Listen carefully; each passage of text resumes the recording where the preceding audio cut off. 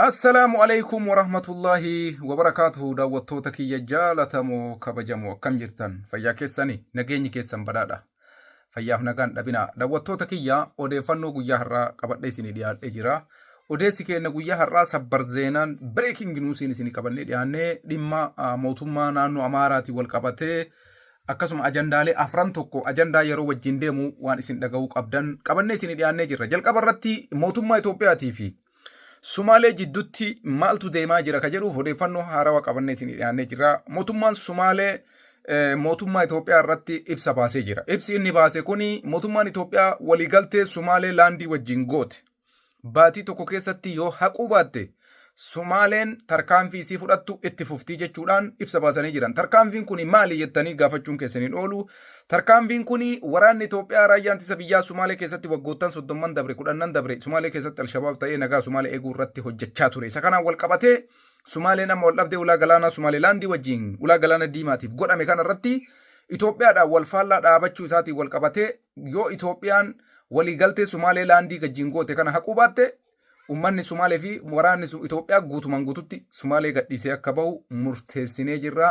Itoophiyaan kanaafuu carraa kana fayyadamuu qabdi jechuudhaan Sumaaleen ibsa baaftee jirti. Isa kana irratti akka nama tokkootitti mootummaa Itoophiyaatiif dhaamsaan dhaamu waan biyya keetiif bu'aa qabu waan ummata kee fayyada jettu irraa of duuban deebiin. Sumaaleelaandii wajjin waliigalteen godhame. Itoophiyaan ulaa galaana argattee galaanatti fayyadamuu yoo ka dandeettu taate waraanni Itoophiyaa Sumaalee keessaa bayaaf jecha wanti Sumaaleen laandii wajjin waliigalteen godhamee haqamuuf takka illee jiru. Guddina Itoophiyaatiif ulaan galaanaa akkaan barbaachisaadha jedhee amanaan akka nama tokkootitti. Kanaafuu Sumaaleen waraana Itoophiyaa baastee dhiiste Itoophiyaa waliigaltee Sumaaleelaandii wajjin goote hojiitti hiikuu qabdi jedhee amana akka dhalataa Itoophiyaa tokkotti. Kanaafuu biyyi teenna yoo guddatte biyyi teenna yoo sadarkaa biyya hambaa keessa guddatte faayidaa biyya keennaaf qaba jedhee waan amanuuf kanaafuu dhimma ibsa Sumaaleelaandii kanarratti akka dhalataa Itoophiyaa tokkotti Itoophiyaan tarkaanfii fudhataa jirtu dhumma ulaa galaanaa irratti cimsitee itti fufuu qabdi jedhee yaada kiyya kennachuu barbaadaa jechuudha daawwattoota kiyya jaalatamu kabajamu.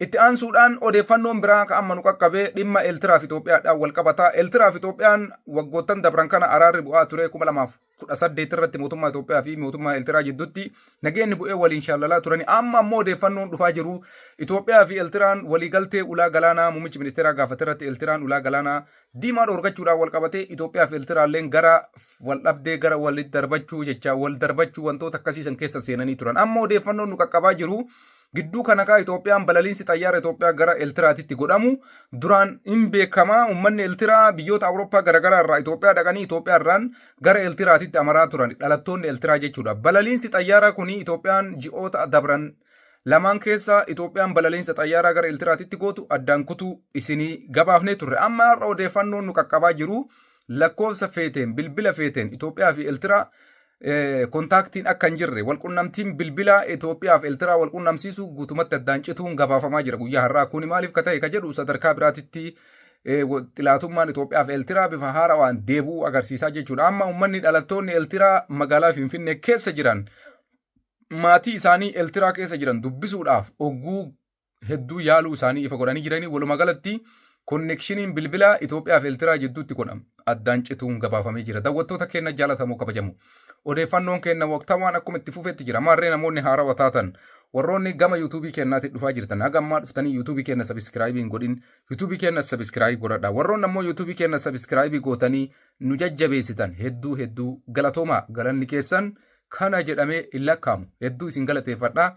Na ulfaadhaa isiniin jechuu barbaadeeti warroonni sabiskiraayib goota. Warroonni hin godhinis godha. Namoonni dhuftaniituma laaltanii baatan odeeffannoo waqtawaa argachuudhaaf sabiskiraayib yoo goote homaa wanni sirraa irratti waan hin jirreef sabiskiraayib godhisiin jechuu barbaada. Itti aansuudhaan naannoo Amaaraa keessatti maaltu deemaa jira isa jedhuun faannoon gidduu kana lola geggeessaa turtee magaalaa kana qabannee olola garaagaraa oofaa jiran. Garuu guyyaa kaleessaa ibsa raayyaa ittisa biyyaa irraa kennameen loltoota faannoo 130 olitti lakkaa'aman makalaakaa saraawitiin raayyaan ittisa biyyaa tarkaanfii irratti fudhachuun gabaafamee jira. Isa kanaan wal qabatee faannoon ammoo uummata isaanii jajjabeessuudhaaf daggaafii isaanii jajjabeessuudhaaf jecha magaalaa kana qabannee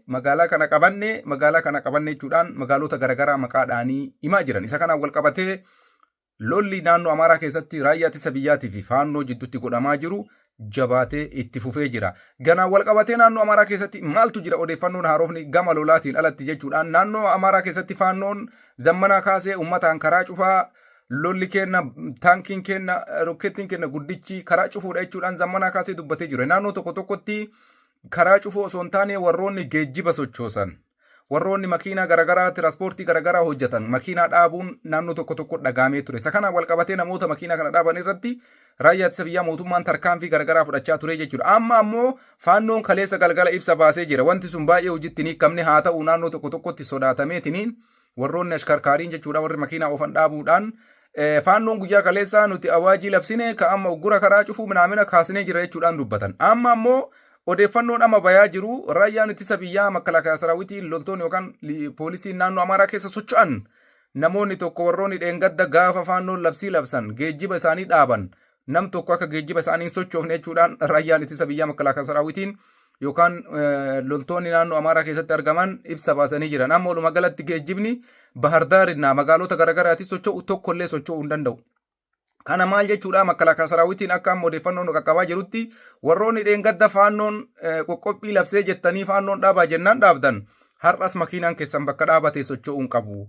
Faannoon dhufeetiniin makiinaa kan akka isin ooftan isin ayyamu jechuudha warroota makiinaa oofan irratti mootummaan tarkaanfii fudhachuun dhagahame dubbiin jajjaba jirana. Gaafa dheengaddaa olaantummaa seeraa mootummaan jedhu diddanii har'a ammoo faannootti dawwalaatiniin faannoon akka isin makiinaa ooftan isin ayyamu jechuudhaan warroota ashkarkaarii yookaan makiinaa oofan naannoo Amaaraa keessatti tarkaanfiin akkana irratti fudhatamaa jira. Odeeffannoon jedhu nu qaqqabee jira. Daawwattoota keenya jaallatamoo kabajamoo maarree odeeffannoon guyyaa har'aatiif qabannee isin dhiyaanne kana fakkaata. Odeeffannoo keenya guyyaarraa waan haarawaa deemaa jiru argachuu barbaannaan yuutuubii keenya gama harka birkaatiin bootaan gurraatti yoo jiraatte achi balleessuudhaan nutti dabalamisiin jenna. Hangasitti odeessa keenya qabannee hanga isinii deebinutti turtii gaarii yeroo gaarii qabaadhaa isiniin jedha. Nagaatti.